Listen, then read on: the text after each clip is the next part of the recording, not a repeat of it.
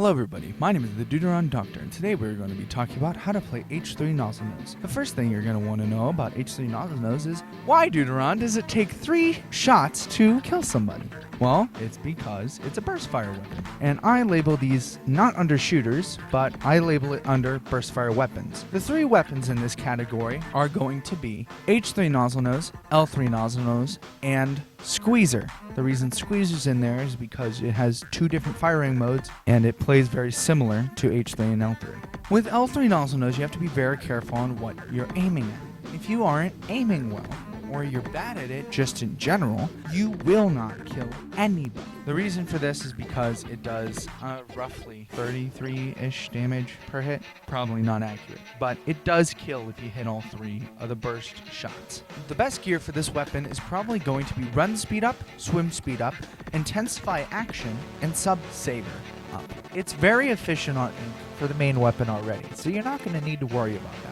Same thing for ink recovery up.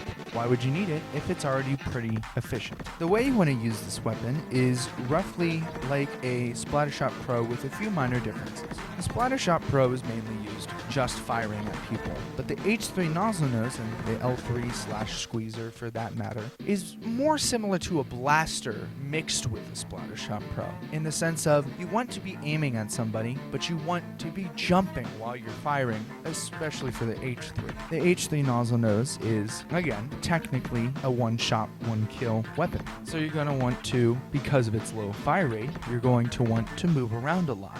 So you're going to want to jump whenever physically possible. If it's not useful, obviously don't do it, but 9 times out of 10 with the H-3 Nozzlenose, it is. It'll give you a little bit more range, it'll make it harder for enemies to attack you, and use their subs on you, etc, etc. The best stages for this weapon are going to be stages with verticality, but not a lot of verticality, like Mincemeat Metalworks, Hammerhead Bridge, Mahi Mahi Resort, or Hagglefish Market. Hammerhead Bridge, it's pretty simple. It's a straight path. Use it wisely. Jump while you're shooting. Hagglefish, we want to try to stay away from the flanks because you do not succeed in going from a disadvantage to an advantage. You're more of a support killing weapon. It's kind of weird how it works. Mincemeat Metalworks, you can go pretty much anywhere, but in my personal opinion, you might want to stay stuck to the top platforms rather than the bottom. But it is possible to do either. In Mahi, you're going to want to do either, really. They're pretty much the same. The top platform is going to help you shoot down opponents if you don't have a charger on the team. Because it's a short map, it doesn't take a lot of range to get from one end to the other. But you could also go at the bottom and be a killer. You know, it's really up to you, personal preference for that map. The kit for the H-3 Nozzlenose is Point Sensor and Tacticooler. Point Sensor is very good for the H-3 because of its team-focused efforts, because you can't really solo with an H-3 if you don't have a good team comp to accommodate for it. Tacticooler is great because it's Tacticooler. Tacticooler is always good. It lets you clip out of bounds, which is the best bonus, but it also gives your teammates boosts like run speed and I believe swim speed, and also a little bit of intensify action and ink recovery, and it gives you quick respawn. Some of those could be inaccurate, but I'm pretty sure it does all those, especially clipping the bounce. Anyway, the one thing you want to prevent when playing an H-3 Nozzlenose is enemies that move in a zigzag pattern.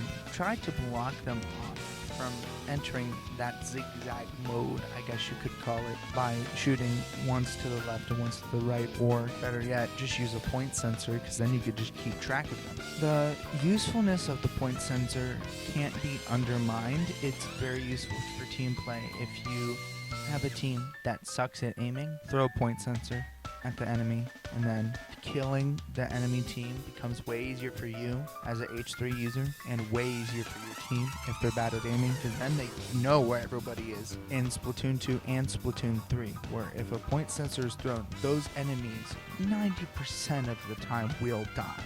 Now, weapons like Ink Brush, Octobrush, or maybe even Carbon Roller, they're a pretty good counter to this weapon because they can go in zigzag mode without having to paint much or anything at all. They can use the brush to go into zigzag mode instead of swimming. They can attack right after they get up on you really fast because they don't even have to swim to do it, etc, etc. So the best counterplay to brushes are probably going to be using your point sensor and preventing them at all costs from going into zigzag mode. Using this weapon in Turf War is probably the worst idea you could have unless you're strictly looking out for kills, which makes me kind of a hypocrite, but I kind of look out for kills. I don't really care about painting. If you are trying to use this weapon and have it be a active contribution to the team, modes I would play it in are going to be Clan Blitz, Rainmaker, and Tower Control. Splat Zones, it's okay, but it's not really it's like a mini Turf War essentially. So if it's not good at painting, it's probably not going to be good in Splat Zones because it's not in Turf War. But other than that, there's not much else I could say about H-3 Nozzlenose other than watching your aim. Try to aim like you're aiming a sniper because it's a one-hit kill or one button press, I guess you could say, kill.